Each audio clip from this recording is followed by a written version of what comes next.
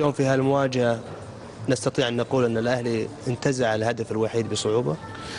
والله الحمد لله اليوم فريق أداء ممتاز اليوم. سيطرنا على الشوط الثاني تقريبا شبه كامل. لعبنا مباراة جميلة لكن لا حول ولا قوة.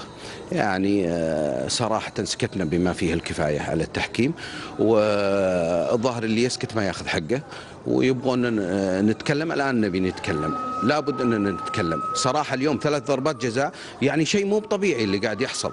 يا أخي الأهلي فريق، الأهلي بطل الدوري، مو محتاجك أنت كحكم. يا أخي عطني حقي في المباراة.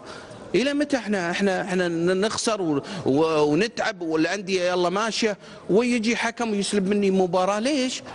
ليش؟ يعني أنا ما شايف مبرر اللي قاعد يسويه اليوم. 3 ضربات جزاء شوفوها عندكم بالتلفزيون يا أخي، خلوا الناس كلها تشوف. يا أخي خلي يجي رئيس لجنة الحكام وخلي يناظرنا يا أخي، يشوف المباراة ويشوف الحكم نفسه. مو منطق اللي قاعد يصير. احنا خلاص ساهمنا، والله العظيم ساهمنا يا اخي. خلاص يا اخي، لو عندنا فلوس والله العظيم ما يحكم لي ولا حكم محلي، قسما بالله العظيم. وانا اقترح على الانديه يا اخي خصموا من مستحقاتنا وجيبوا لنا حكام اجانب، فكونا من اللي قاعد يصير يا اخي. ما يصير يا اخي، احنا نهزم في المباراه عادي، لكن انا فريقي يؤدي اليوم 3 ضربات جزاء ولا واحده يحسبها ولا يشوفها، والضغط اللي قاعد يضغطنا عليه مو منطق. هذا صراحة شيء مو طبيعي. الآن احنا عرفنا دوري بشبهات ولا بدون شبهات. الآن احنا نشوف الدوري كيف ماشي والوضع كيف ماشي. إذا هذا بطل الدوري تسوي معاه كذا، أجل لو لعبنا مع فرق الوسط ايش يصير؟ يا أستاذ ناصر، يعني اسمح لي في هالنقطة، ماذا تقصد دوري شبهات وبدون شبهات؟ ما أدري، أنا أدري. اليوم الأهلي لا يستحق الفوز، اليوم ما يستحق. الباطن هو يستحق المباراة. اليوم لعبنا مباراة كبيرة وأدينا أداء كبير ولعبنا فنيا ولعبنا، لكن اللي سلب المباراة الحكام. اليوم التحكيم سلب المباراة، وخلى يطلع ويشوف هو في التلفزيون، او الناس المراقب نفسه خلي يشوف المباراة وش اللي قاعد يصير في الملعب.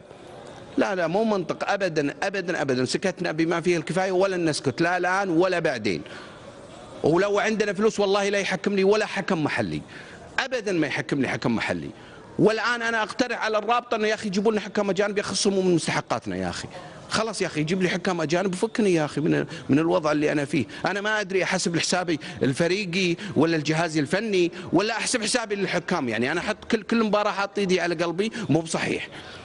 هذا الكلام مو بصحيح ابدا. اليوم تغيير الجهاز الفني مع بقياده الكابتن خالد القروني، تعتقد انه تغير الفريق الباطن في هالمواجهه، والمستقبل ايضا راح يكون هناك متغيرات كثيره؟ اليوم الكابتن القروني حقيقه كان موجود وكان يلعب في الملعب. اليوم كان تغير كبير. الفريق قدم اداء متوازن دفاعيا وهجوميا، في اضافه كبيره في لمسات الكابتن القروني. وان شاء الله المباريات القادمه راح نشوف ان شاء الله افضل، وراح يكون ان شاء الله تغييرات كبيره ان شاء الله. أستاذ ناصر، أنت لك صولات وجولات تحديدا في الجمعية العمومية وأيضا في إدارة الاتحاد المؤقتة في المواسم السابقة عندما كنت عضو في الاتحاد المؤقت مع الأستاذ أحمد عيد. الآن في مستجدات كثيرة جدا حاضرة في هالمرحلة، أنت وين شايف المرحلة متجهة؟ وين أيضا نادي الباطن متجه مع هذه المرحلة؟ والله شوف، نادي الباطن مثل أي نادي. احنا لازلنا الآن فترة طاعون، تنتهي فترة الطاعون، وقبل الانتخابات سنحدد إن شاء الله، نشوف برامج كل المتقدمين، وإن شاء الله اللي نرى مناسب سوف نختاره، لأنه هذه مصلحة عامة، مصلحة وطن، مصلحة اتحاد وطن. بالتالي لابد أن نكون أمينين مع أنفسنا أولا ومع وطننا ثانيا، أنه نختار الاختيار الأفضل للمرحلة القادمة. المصلحة اليوم العامة لما تكون حاضرة في الانتخابات القادمة، أنت شايف أنه الأسماء المتواجدة، هل هناك إعلان قبل بدء بالأسماء أو عفوا قبل البدء بالبرامج الانتخابية بالنسبة لكم؟ لا احنا لا ما قررنا، مثل اي نادي ننتظر. هذا التحفظ؟ لا، لانه ما عندنا احنا خيار الان. احنا ما عندنا خيار، ولا شفنا برنامج احد ولا شفنا اللي صاير. يعني اللي صاير الان فتره طاعون. انت وين شايف الامور متجهه مع فتره الطاعون الحاضره؟